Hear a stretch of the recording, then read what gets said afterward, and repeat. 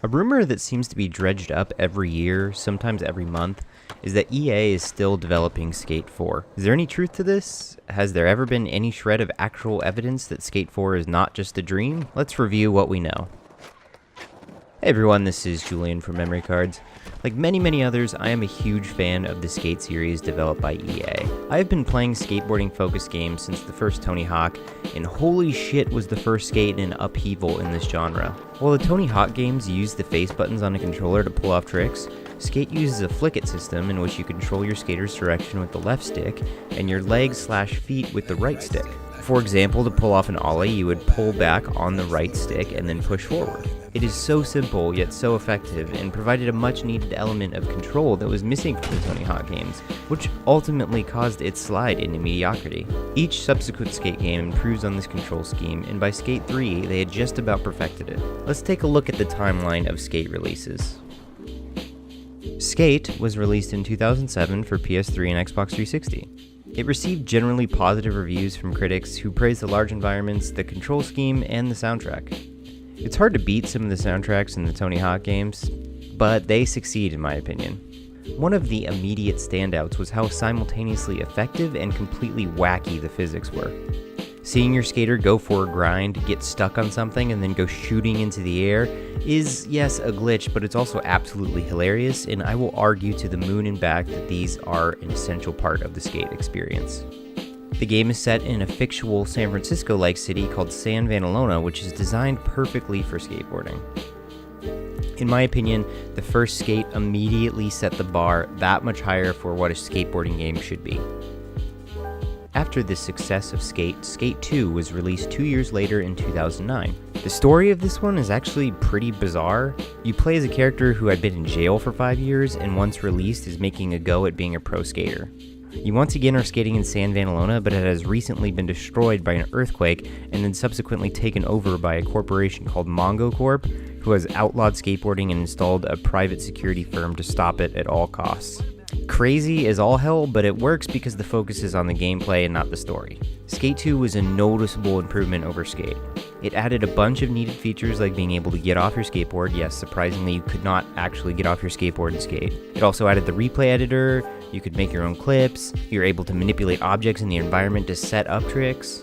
But truthfully, the best feature is the improved bail system in Skate 2. It takes inspiration from the Thrasher Mag dubbed Hall of Meat. When you bail extra hard, you go into slow-mo and get an x-ray view of your character, so you actually get to see your bones crack and break. It's super gross and fucked up, but also pretty damn hilarious. Skate 2 is generally considered the best game in the trilogy. It sold really well, people really liked it, and that's why 1 year later we got Skate 3. Skate 3 was released in 2010. The setting switches to Port Carverton, which unlike San Vanalona actually encourages skateboarding, so no more pesky security getting in your way as you absolutely shred a veterans memorial.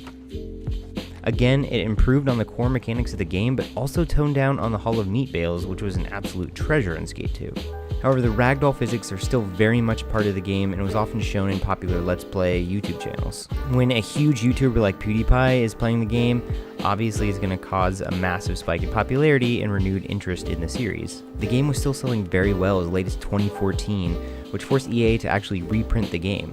And online services for Skate 3 remain available to this day. So here we are in 2018, 8 years after the last Skate release. What has happened in that time? Shortly after the release of Skate 3, 411 Media stated, "A great follow-up to Skate 2, but it might be a bit too close for comfort. The last thing we want is for Skate to start taking a page out of Tony Hawk's book with yearly iterations that bring nothing new to the table." And it seems their desires were met, as EA has been quiet on the Skate front since 2011. This is pretty weird to think about, considering Skate 3 has lifetime sold 3 million copies worldwide. In 2010, about 5 months after the release of Skate 3, former EA exec John Riccitiello stated, "At least for the level of excitement out there, skateboarding seems to have run its course as the representative example of the action sports genre." This gives us a pretty clear picture of what EA was feeling about the Skate series at that time, and to be mostly completely silent on the subject since then itself is a giveaway that they are clearly not interested in continuing development. While EA has been quiet, fans of the series have certainly been not. In fact, every time EA makes any sort of announcement, it is absolutely a meme now to immediately assume it's related to Skate. Every Instagram post on the official EA page is completely littered with Skate 4 comments. The skateboard community known as the Barracks created a Skate 4 campaign called Make America Skate Again. When the Xbox One and PS4 were released, many fans assumed we would be seeing a new Skate shortly thereafter. When EA failed to announce anything, fans begged for the game to be released as backwards compatible, which after years of no headway was announced as backwards compatible in late 2016. And then this happened. Daniel Lingen, a community engagement exec for EA, tweeted this. No context or explanation given. It obviously blew the hell up, and many assumed that this was finally the announcement we had memed into reality. Unfortunately, the excitement was short-lived as EA CEO Andrew Wilson shortly after announced in an investor's call that EA was not presently developing Skate 4. Now, presently is a key word here, as it potentially implies that they may work on this in the future. Nonetheless, hope for a Skate 4 reveal at E3 2017 persisted, and when it was left out, backlash quickly followed. Now, we are just a few weeks away from E3 2018, and there is no sign that EA plans to showcase Skate 4.